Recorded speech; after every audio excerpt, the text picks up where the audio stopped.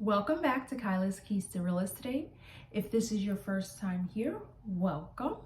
I'm Kyla Millette, your local real estate expert, and today I've got 10 tips to help you prepare to purchase your first home.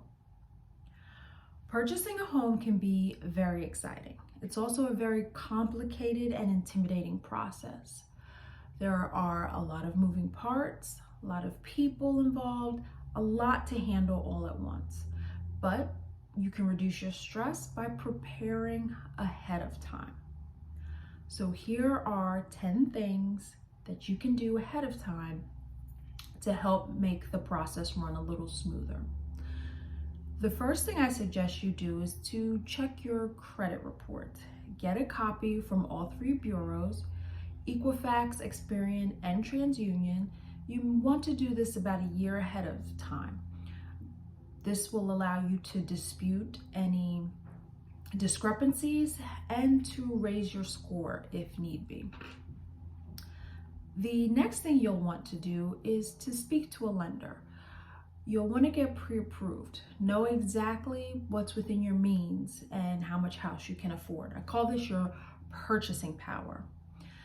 This lets sellers know that you're serious and puts you one step ahead of other buyers who have not done this, because we can submit a copy of your pre-approval with your offer. The next tip I'd like to share with you is to put together a budget. So now that you know how much house you can afford, you'll know what your mortgage payment will most likely be. If you know the neighborhood that you've got your eye on, then you can look up what their local taxes are. You can try to find out what their utility costs might be, and just any other expenditures you could expect to pay as a new homeowner: trash, water, sewer, things like that. And that way you can factor all those monthly costs into your current budget. And just know that they do vary. Those numbers, like the water and the sewer and your utility costs, vary depending on where you buy. So the next thing you can do is get to know the neighborhood. So if you know exactly where you want to be, go and visit the neighborhood. Go in the morning during rush hour. Go in the evening to see if it's a quiet neighborhood or if it tends to be a little noisy. Go in the middle of the day, see if there are children running around and playing in the afternoon.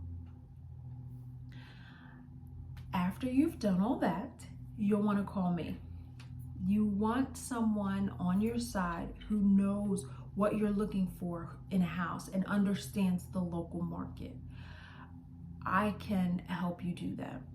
And once we've discussed what your needs and wants are, I will begin the process of taking you out and showing you homes. And then once we've found one that you are interested in and want to make an offer on, my job is to then research the comps. I can look to see what's recently sold in the neighborhood, if it's selling above list price, under list price, right at list price, and that just helps us make a better and more informed decision when we're making the offer. Another tip I'd like to give you is to start saving for your down payment. The more money you put down, the more favorable your loan terms will be. 20% down is no longer the norm. The VA loan allows you to put 0% down, and FHA and conventional loans now allow you to do 3%. But know that if you do 3%, you'll have to pay PMI, and that's private mortgage insurance. It's a premium that protects the lender in the event that you default on the loan. Another tip I'd like to give you is to research your moving options. Decide whether or not you're going to move yourself. Are you going to ask friends and family? Are you going to hire a moving company? Because these will be additional costs and you'll want to figure them into your budget. If you're hiring movers, make sure they are licensed and insured. Be sure to check their references and their online reviews. My next tip would be to start purging. You don't realize how much stuff you've accumulated until you decide to move. So with your weekly Amazon deliveries, start storing those boxes so that when you start this purging process, you can start to pack up the things that you know you are definitely taking to the new home, but the things you don't use daily. And then you can trash what you're not taking, and then put aside those things that you may want to donate to your local community. My last tip for you is to start an emergency fund. A lot of people tend to focus just on their down payment, and there are other costs associated with purchasing a home, such as closing costs, appraisal fees, attorney fees, inspection. So you want to have cash on hand to pay for those items.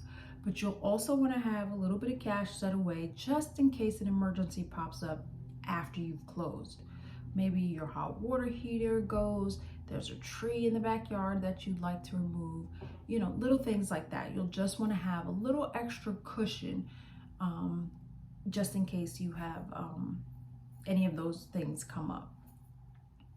There you have it, my 10 tips to get you started on the home buying process. You are now on your way to building wealth. Please remember to like, comment, and subscribe so you don't miss any new uploads.